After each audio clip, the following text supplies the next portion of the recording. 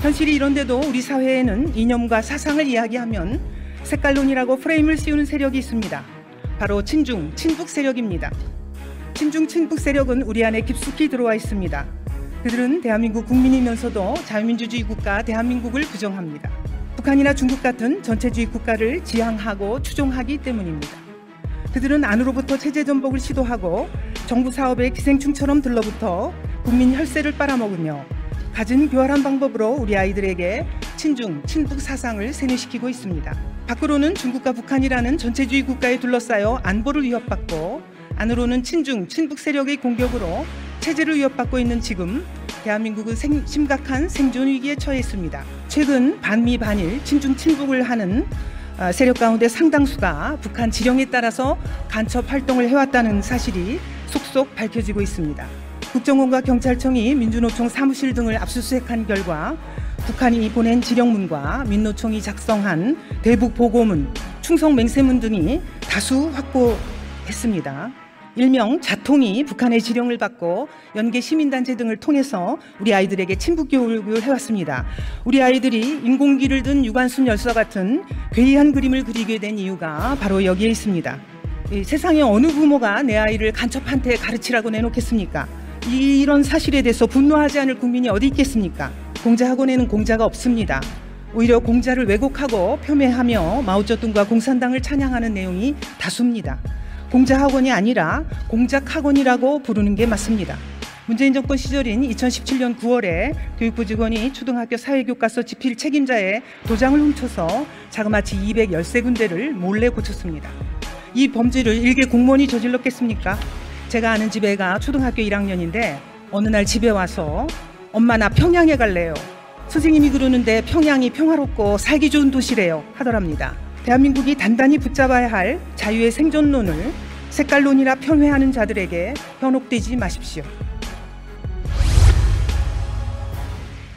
존경하는 국민 여러분, 정우택 국회 부의장님과 선배 동료 의원 여러분, 그리고 한독수 국무총리를 비롯한 국무위원 여러분, 국민의힘 국회의원 정경희입니다. 북한이 지난달 사흘이 멀다 하고 미사일을 쏘아대더니 3월 27일에는 전술 핵탄두까지 공개했습니다. 언제든 핵탄두만 탑재하면 대한민국 상공에서도 터뜨릴 수 있다고 협박하고 있는 것입니다. 또한 중국과 러시아는 3월 21일 모스크바에서 중러 신시대를 선언하고 공동 성명을 발표했습니다. 국제형사재판소의 전범으로 기소된 푸틴 대통령과 헌법까지 개정해 3연임에 성공한 시진핑 주석이 어깨를 나란히 한 것입니다. 많은 이들이 미중 대결, 미러 대결을 두고 신냉전 시대라 말합니다. 하지만 대한민국에는 탈냉전 시대도 온 적이 없습니다. 우리는 6.25 전쟁의 한가운데서 여전히 휴전 중인 국가의 국민으로 살고 있습니다. 상대방의 총뿌리를 겨누던 전쟁이 시간이 지나면서 이념전쟁, 문화전쟁으로 겉모습만 바뀌었을 뿐 후시탐탐 대한민국을 노리는 자들의 전술은 더욱 교활하고 치밀해졌습니다. 현실이 이런데도 우리 사회에는 이념과 사상을 이야기하면 색깔론이라고 프레임을 씌우는 세력이 있습니다. 바로 친중, 친북 세력입니다. 친중, 친북 세력은 우리 안에 깊숙이 들어와 있습니다. 그들은 대한민국 국민이면서도 자유민주주의 국가 대한민국을 부정합니다. 북한이나 중국 같은 전체주의 국가를 지향하고 추종하기 때문입니다. 그들은 안으로부터 체제 전복을 시도하고 정부 사업에 기생충처럼 들러붙어 국민 혈세를 빨아먹으며 갖은 교활한 방법으로 우리 아이들에게 친중, 친북 사상을 세뇌시키고 있습니다. 밖으로는 중국과 북한이라는 전체주의 국가에 둘러싸여 안보를 위협받고 안으로는 친중, 친북 세력의 공격으로 체제를 위협받고 있는 지금 대한민국은 심각한 생존 위기에 처해 있습니다. 저는 오늘 색깔론이 아닌 생존론을 논하기 위해 이 자리에 섰습니다. 교육, 사회, 문화, 전 영역에 깊이 파고든 친중, 친북 세력의 실체를 밝히고 대한민국의 생존을 위협하는 이들을 우리 사회에서 뿌리 뽑기 위한 정부의 책임 있는 대안과 답변을 듣고자 합니다. 총리께 질문하겠습니다. 한독수 총리님 앞으로 나와 주십시오. 총리님, 각근 전술이 무엇인지 알고 계십니까? 네, 그 한미일 관계를 와해시키고자 하는 북한의 대남 전략이라고 생각합니다. 네, 맞습니다. 남조선은 미국과 일본이라는 두 개의 끈에 의해 유지되고 있다. 그중 어느 하나만 잘라버리면 무너진다. 이 각근 전술은 1972년 김일성이 교시한 북한의 강력한 대남 전술입니다. 그래서 북한을 추종하는 세력이 그토록 반일, 반미에 목을 매는 것입니다. 총리님, 이 북한의 가끔 전술을 볼 때 반일 선동에 앞장서는 세력이 동시에 반미, 친중, 친북 성향의 활동을 하는 것이 과연 우연이라고 보십니까? 이 부분에 대해서는 국민들께서 잘 판단하실 것으로 그렇게 생각을 하고 있습니다. 결코 우연이 아닙니다. 최근 반미, 반일, 친중, 친북을 하는 세력 가운데 상당수가 북한 지령에 따라서 간첩 활동을 해왔다는 사실이 속속 밝혀지고 있습니다. 국정원과 경찰청이 민주노총 사무실 등을 압수수색한 결과 북한이 보낸 지령문과 민노총이 작성한 대북 보고문, 충성 맹세문 등이 다수 확보했습니다. 북한은 민노총에 반미 투쟁을 공세적으로 벌이라고 지시를 했고, 이태원 참사 직후에는 각계각층의 분노를 최대한 분출시키기 위한 사업을 전개하라고 지령을 내렸습니다. 민노총은 퇴진이 추모다처럼 북한이 정해준 시위 구호까지 사용해가며 지령을 따랐습니다. 이들이 친북, 종북 세력임을 반증해주는 대목입니다. 이들은 조선노동당 창건일, 김정일 생일 등의 북한 기념일에 꼬박꼬박 충성 맹세문을 써서 바쳤습니다. 여기에 김정은 찬양 문구가 들어가 있는 것은 물론입니다. 이 총리님, 김정은에게 충성 맹세문을 바치고 북한 지령을 받아서 반정부 투쟁을 선동한 자들, 이들을 국가보안법 위반으로 엄히 다스려야 한다. 민주노총을 이적단체로 규정하라 라는 국민들의 목소리가 빗발치고 있습니다. 어떻게 생각하십니까? 네, 정부는 헌법 가치를 훼손하는 세력에 대해서 단호하고 또 엄정하게 법 집행을 하고 있으며 앞으로도 그럴 것입니다. 이 사건은 민노총 간부 몇몇이 저지른 이적 행위가 아니라 조직적이고 치밀한 반국가 범죄입니다. 더 심각한 것은 친북, 중북 행위자들이 민주노총뿐만 아니라 사회 곳곳에 기생충처럼 숨어들어서 대한민국을 안에서부터 뒤흔들고 있다는 겁니다. 총리님 수고하셨습니다. 들어가 주십시오. 다음으로 이주호 부총리 나와 주십시오. 네, 부총리님, 북한의 지령을 받아 움직이는 간첩단이 교육계까지 침투해서 우리 아이들에게 친북, 중북 사상을 세뇌하는 등 간첩 활동을 했다는 사실 알고 계십니까? 네, 경남교육청으로부터 보조금을 지원받은 민간단체 소속 회원이 간첩 혐의로 기소되었고, 해당자가 경남 지역 학교에서 평화통일 수업을 실시했다는 보도가 있는 것으로 알고 있습니다. 네, 이 창원 간첩단 사건과 관련된 자주통일민중전위, 일명 자통이 북한의 지령을 받고 연계 시민단체 등을 통해서 우리 아이들에게 친북교육을 해왔습니다.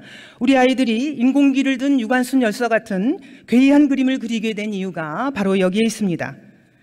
이 부총리님, 세상에 어느 부모가 내 아이를 간첩한테 가르치라고 내놓겠습니까? 그런데 지난 문재인 정권 5년 동안 간첩이 내가 낸 세금으로 돈을 받아가며 내 아이를 세뇌하고 있었다는 겁니다. 이런 사실에 대해서 분노하지 않을 국민이 어디 있겠습니까? 부총리께서는 이 문제의 심각성 제대로 인식하고 계십니까? 네, 간첩 활동을 하는 자가 학교에서 교육 활동을 하는 것은 정말 있어서는 안 될 일이라고 생각합니다. 현재 경남교육청에서는 해당 단체의 2023년 보조금을 중단한 것으로 알고 있으며 추후 보조금을 환수하는 방안에 대해서도 교육청과 협의하도록 하겠습니다. 네, 부총리님, 큰 그림을 보셔야 됩니다. 이 친북 세력이 있는 곳에 늘 친중 세력이 있습니다. 오늘날 중국은 언론검열, 반체제 운동 탄압 등으로 인해서 반인권 국가로 지탄받고 있습니다. 하지만 중국은 아랑곳하지 않고 전 세계를 대상으로 스파이 활동을 전개하며 체제 선전에 열을 올리고 있습니다. 대한민국도 그 대상 중에 하나입니다. 부총리님, 이 서울대 안에 시진핑 기념관이 있다는 사실 알고 계십니까? 네, 저희가 조사해 본 바로는 이제 대학 도서관 진흥법에서 대학 도서관 운영을 위한 필요한 사항은 학칙으로 정하도록 규정하고 있고, 서울대가 이런 재규정 이런 등을 고려해서 지금 적절하게 처리하고 있는 것으로 생각하고 있습니다. 네, 네. 서울대는 도서관에 시진핑 기념관을, 공대에는 시진핑 홀을 운영하고 있습니다. 대한민국 대통령을 기념하는 곳은 단 한 곳도 없는데 난데없이 중국 주석 부부가 앉았던 소파까지 고이 모셔둔 기념관을 그것도 2군데나 운영하고 있습니다. 부총리님, 서울대가 최근에 문재인 시진핑 소파는 슬쩍 치웠지만은 중국 내 인권 탄압 등으로 국제사회의 지탄을 받는 시진핑의 기념관을 여전히 운영 중입니다. 이에 대해서 어떻게 생각하십니까? 네, 지금 그 앞에서 말씀드린 대로 이제 그 학칙으로 이제 도서관 운영에 관한 규정이 있고요. 이런 그 규정 아래서 지금 이제 서울대가 여론 등을 고려해서 지금 적절하게 처리할 것으로 생각하고 있습니다. 지금 이제 그 학내 의견도 폭넓게 청취하고 있고 또 유관 기관과 그 협력 관계 구축을 위해서 노력하고 있는 것으로 알고 있습니다. 네, 대학의 자율성은 존중하되 국민 정서와 괴리되지 않는 그런 조치를 기대하겠습니다. 네. 부총리님, 이 중국의 체제 선정과 간첩 활동의 거점으로 비판받고 있는 공자학원에 대해서 알고 계시죠? 이 공자학원의 문제점 뭐라고 보십니까? 네, 공자학원에 관한 일부 그 비판적인 의견을 듣고 있습니다. 네. 공자학원에는 공자가 없습니다. 오히려 공자를 왜곡하고 폄훼하며 마오쩌둥과 공산당을 찬양하는 내용이 다수입니다. 공자학원이 아니라 공작학원이라고 부르는 게 맞습니다. 이미 미국, 캐나다, 스페인 등은 공자학원의 스파이 활동과 부적절한 사상 선전을 문제 삼아 자국에서 퇴출시키고 있습니다. 그런데 공자학원이 세계 최초로 들어선 곳이 바로 대한민국이고 현재 아시아 최대 규모입니다. 부총리님, 공자학원이 대학생뿐만 아니라 어린 중고생한테까지도 중국 공산당 체제를 선전하고 사회주의 사상을 세뇌하는 행태를 이대로 방치하실 겁니까? 이 다른 나라들처럼 공자학원을 우리도 퇴출시켜야 하지 않겠습니까? 네, 그 교육부는 동북아 역사재단 등 그 전문기관을 통해서 지금 모니터링을 지속하고 있고요. 또 외교부 등 유관 부처와도 지속 협력해 나갈 예정입니다. 지금 이제 저희가 조사한 바로는 공자학원은 일부 대학이 자율적으로 부속 시설로 설치 운영 중으로 주로 중국어 교육과 문화 교류 프로그램을 운영 중인 것으로 알고 있습니다. 다른 나라의 경우에는 지금 공자학원의 적극적인 퇴출보다는 자국 내 활동 보고 의무 부과 등을 통해서 모니터링을 강화하고 있는 것으로 알고 있습니다. 문재인 정권에서도 활개치기 시작한 친북 세력은 우리 아이들 교육까지 엉망으로 만들었습니다. 대표적인 게 초등학교 사회교과서를 몰래 고친 겁니다. 문재인 정권 시절인 2017년 9월에 교육부 직원이 초등학교 사회교과서 집필 책임자의 도장을 훔쳐서 자그마치 213군데를 몰래 고쳤습니다. 지금 이 사건 관련 교육부 공무원에 대한 재판이 진행 중인데 부총리님 알고 계시죠? 네, 알고 있습니다. 네. 도장을 훔쳐서 몰래 고친 것 중 핵심은 1948년에 대한민국이 수립되었다를 대한민국 정부가 수립되었다로 바꾸고 북한 정권이 수립되었다를 조선민주주의 인민공화국이 수립되었다로 바꾼 겁니다. 즉 대한민국은 국가에서 정부로 격화시키고 반대로 북한은 정권에서 국가로 격상시켰습니다. 우리 민족 국가의 정통성이 대한민국이 아니라 북한에 있다는 서술인데 이 범죄를 일개 공무원이 저질렀겠습니까? 이뿐이 아닙니다. 문재인 정권은 유엔에서 대한민국이 한반도의 유일한 합법 정부로 승인받았다는 사실도 교과서에서 빼버렸습니다. 왜 그랬겠습니까? 대한민국만이 아니라 북한도 합법 정부라고 인정해주기 위해서입니다. 그러니 문재인 정부 교과서가 천안함 피격 사건, 연평도 포격전 등 북한의 군사 도발을 제대로 서술했겠습니까? 북한의 주요 도발을 단 한 건도 서술하지 않은 교과서도 여럿입니다. 제가 아는 집 애가 초등학교 1학년인데 어느 날 집에 와서 엄마 나 평양에 갈래요. 선생님이 그러는데 평양이 평화롭고 살기 좋은 도시래요 하더랍니다. 북한이 사흘이 멀다 하고 미사일을 쏘아대는데 그 애 엄마가 얼마나 놀랐겠습니까? 북한의 세습 독재, 인권 탄압, 무력 도발은 제대로 가르치지 않고 가짜 평화만 가르치는 편향된 교과서로는 우리 아이들을 올바로 가르칠 수가 없습니다. 부총리님, 이 교과서를 비롯한 모든 교육 자료에서 친북, 종북 세력의 더 씌운 거짓된 내용을 걷어내고 학생들에게 올바른 역사를 가르쳐야 한다고 보는데 어떻게 생각하십니까? 네, 의원님이 강조하신 바와 같이 자라나는 미래 세대의 균형 잡힌 역사 인식 함량을 위해서 학생들이 배우는 교과서의 편향적인 내용이 있으면 안 된다 하는 그런 원칙에 공감을 하고요. 특히 이제 현행 교과서 검정제도 운영 취지에 맞춰서 헌법 이념과 가치를 존중하고 교육의 중립성이 유지될 수 있도록 교육부도 적극적으로 노력하겠습니다. 부총리님 수고하셨습니다. 네. 들어가 주십시오.